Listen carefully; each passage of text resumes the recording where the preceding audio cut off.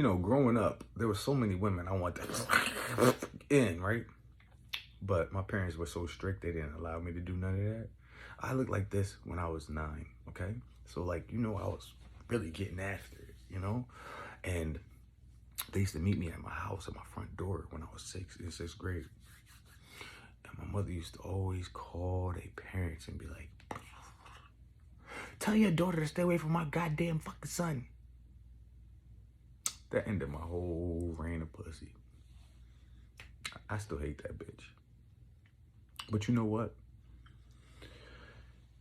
It's gonna cause a beast right now. I used to be so pissed off. I used to rabidly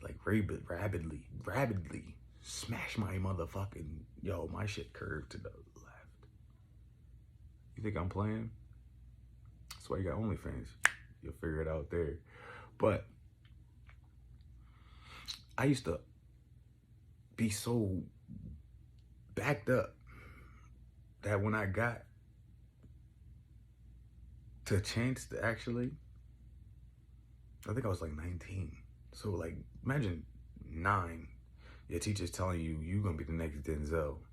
And your teacher is the baddie at the school. Baddie. Yo, listen, Miss Ferris, if you still alive, if you still sexy, I don't give a fuck. Hey, call me up. She told me one day she was substitute to come pick us up from the gym. And like the coach had just had me throwing up alley-oops. Mr. Latella, I think it's Mr. Latella. Oh, I hope you're still alive. But if you see this, I love you, bro. Listen, I love you. I know I failed. I fucked up. Okay. I fucked up, man. Okay. But listen, I'm gonna make up for it. I promise you. Anyway, I don't know what kind of accent that was, but I was just kind of feeling it. Anyway, she said, guys, everybody, this Marcus right there, you can laugh at him for his grades or whatever have you, but I'm a whole foot taller than everybody. Because mind you, I stayed back twice at this time already. So I think I was in like 3rd grade, but this is my 2nd time doing 3rd grade, but also my 2nd time staying back. So I'm like 2 years older than these kids, and my birthday's in December. So I'm like 2.5 years older than these kids, right? You see what I'm saying? Brainwash. Anyway, my coach, Mr. Latella, he was throwing alley-oops up to me.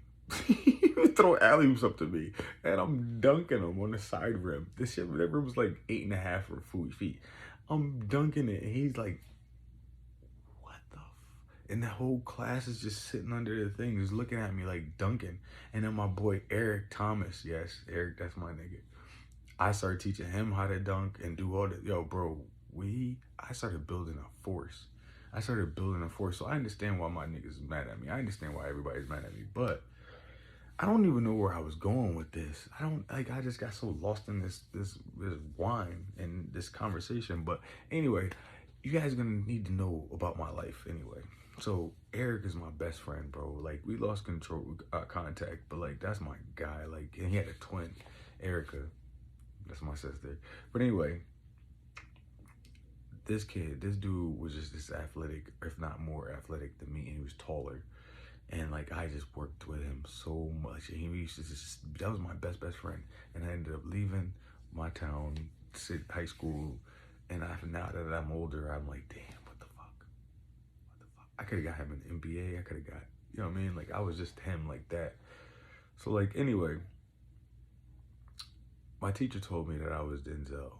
And I just got too big-headed. I got big-headed, but like, I also was working to be the big-head dude. And like, my parents caught wind.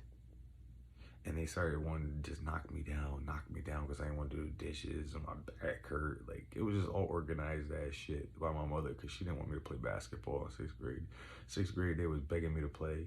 And then like, they was trying to push the tryouts back and everything. And my mother was like, nope, you got to go pick up your brother. So and then like, my father was just like, do what your mother says. Wanda said to do it, just do it. So anyway, they pushed it back, and I guess somebody said something to my mother, and they made it happen. And I got on the team. I beat some 8th grader, and shout out to him. That's my guy. And he, in basketball just took off for me there. once I got to like, I got to, you know, and everybody said I was gonna go to the NBA anyway, so it was like a pleasure for him to just be like, yo, let him have it. So I went to the championship everywhere, every league I ever played in. I went to the championship. Yeah, I got pissed off at somebody for saying some dumb shit because they was mad that I was coming in their town. I would go to Hartford, fuck them up. I would go to Bridgeport, fuck them up, and like they would just say something like, "Oh, this nigga's the F word," and I was just like, "What? Like, why we gotta get like I'm about to be LeBron and y'all like." LeBron wasn't that dude at that time. Well, he was becoming that dude, but I had never heard of him freshman year. Oh, you know, freshman year I did hear about him. Yes, I did. Yes, I did. He was great getting drafted that year. So I studied this dude, and we looked exactly alike. So I had the mouth guard and everything, and it was just like, it was inevitable. Everybody would call me that. No matter if you liked me or not, you would just be like, yo, you're LeBron. Like, LeBron, I was just big. Like, you see how I am now? This is the size I probably was then. You know what I mean? Like, dead ass. Like, I got pictures of me back when I was like 20, when I was like 29. I was huge. 230. Like, straight muscle, no legs. Anyway, but I'm at my high school weight right now. And I know my legs aren't nowhere near they were. And I know my arms are way too big compared to what they were. So, anyway, I'm just building myself to get back to where I was, like, in shape. Because they tell you that you can't do it. But I see people 50 years old kicking the fucking rim. I see a 60-year-old kicking the rim. I see a dude doing flips over, you know, rails at the park, and he's 60, and he's saying he defies gravity, and he like is Mr. Longevity. Anything's possible. So if I start that now, which I started a long time ago, and just take what they gave me, all that negative, and just use it as ammo for the positive in the future, I'm gonna take over this internet and this whole thing. So like my purpose is only just get my karma back by just being the great human being that I am. So Hank, Marcus, whatever it is, it's a character. It's just, we're all playing a character. If you look down, the ants are doing the same thing we're doing, playing a role, okay? So we're playing the role, and I'm just the person that's snapped out of it. And I choose to do something different. I'm no better than you, but I just want to wake you up to the system, the game, the dog and pony act, the smoke and mirrors. That's all. So I don't want to be long-winded. Again, get you some of this. That's some good stuff. I drink it every, let's say like every month. I have one, maybe two every once in a while, depending on how I feel. If I feel froggy. But there's so much success coming, and it's bleeding off from just the comments and the energy that I get from my everyday posts. And I think that they're like the most basic thing, but then I also realize that they're affecting somebody. Somebody's watching because I'm getting views and I'm getting likes and I'm getting comments. You know what I mean? I'm like trying to comment to everybody because that's the type of person I am. I used to play the video game back in when 2K first came out, and I thought that everybody had to have the same amount of points because they would just get mad at each other. And then after a while, 2K started doing that in the games. Like, this person's discouraged. So like, I'm just before my time. So like, whatever I'm doing and it seems like it's weird, I'm just before my time. And I think like some people are just meant to come here and change things, revolutionize things. And I feel like I'm actually embracing that, and I actually understood that from birth. And I was telling people that, and I was supposed to be the blessing to the hood, but the hood didn't understand. And like the hood scarred me so bad that like I don't want to go back no more. I don't want to deal with them.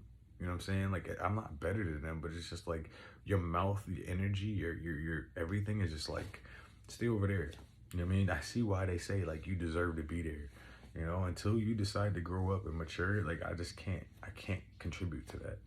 You know what I mean? Like I love you. I would love to go back and play basketball and hang out with the kids and meet them and speak highly of you, but I'm a truth teller and I can't do that lying ass shit. That's not me. So I'm gonna holla at you guys. I'll talk to you later. I'm gonna stay my ass right in California. I may fly back every once in a while, but that's probably gonna be for a funeral. And I don't fuck with nobody like that anyway. So Hank Moody is on live. Subscribe to my OnlyFans. I got 2 of them. One is just like the cool. The other one is, God, please.